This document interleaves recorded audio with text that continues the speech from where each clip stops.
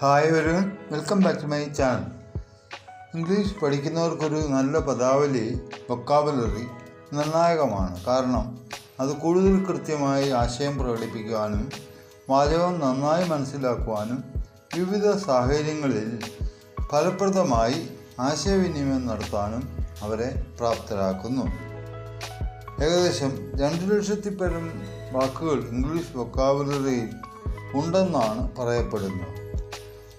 ഒരാൾക്ക് English fluent ആകാൻ English ഗ്രാമറും rich വൊക്കാബുലറിയും അത്യാവശ്യമാണ്. ഈ വീഡിയോയിൽ ഞാൻ പറയാൻ പോകുന്ന ചില വാക്കുകളെപ്പറ്റി മാത്രമാണ്.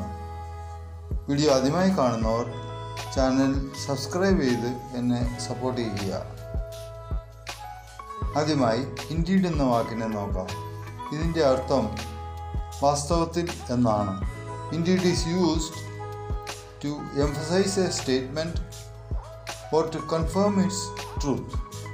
Example: he is indeed an expert in his field.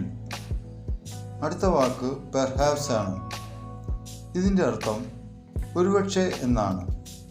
It is used when someone unsure about the purpose behind an action or situation. Example: perhaps he forgot about the meeting. അടുത്തത് unfortunately എന്ന വാക്കാണ്. ഇതിൻ്റെ അർത്ഥം നിർഭാഗ്യവശാൽ എന്നാണ്.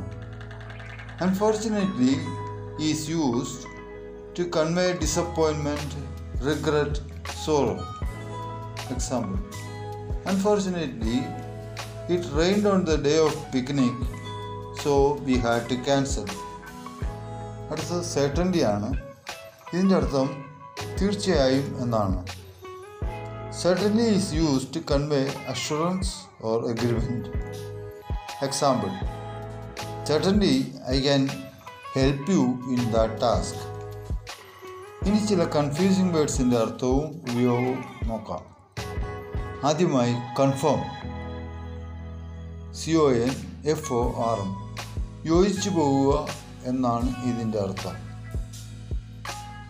Example: the students were respected to conform to the school's dress code. എന്നാൽ കൺഫേമിൻ്റെ അർത്ഥം സ്ഥിരീകരിക്കുക എന്നാണ്. Example: I will call the restaurant to confirm our reservations for tonight. മറ്റൊരു വാക്കാണ് ആൾട്ടിറ്റ്യൂഡ്, സമുദ്രനിരപ്പിൽ നിന്നുള്ള ഉയരം, height above the sea level. Example: the plane climbed to a cruising altitude of 35,000 feet. എന്നാൽ ആറ്റിറ്റ്യൂഡിൻ്റെ അർത്ഥം മനസ്ഥിതി എന്നാണ്. Person's way of thinking, feeling or behaviour. Example: she maintained a positive attitude despite challenges. അടുത്തത് brave എന്ന വാക്കാണ്. ധീരത എന്നാണ് ഇതിൻ്റെ അർത്ഥം. Showing courage or fearlessness. Example: despite the danger, he remained brave during the rescue mission.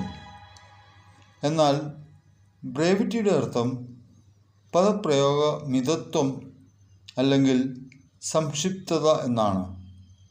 ബ്രേവിറ്റി refers to being concise and to the point, using less words as possible to convey a message effectively. Example: his essay lacked brevity.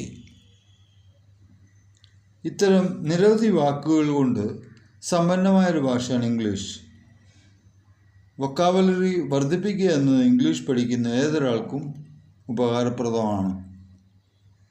അതിന് English വായനയും എഴുത്തും സംസാരവും ശീലമാക്കിയാൽ എളുപ്പമാകും. Video ഇഷ്ടപ്പെട്ടാൽ like ചെയ്യുക. Thanks for watching.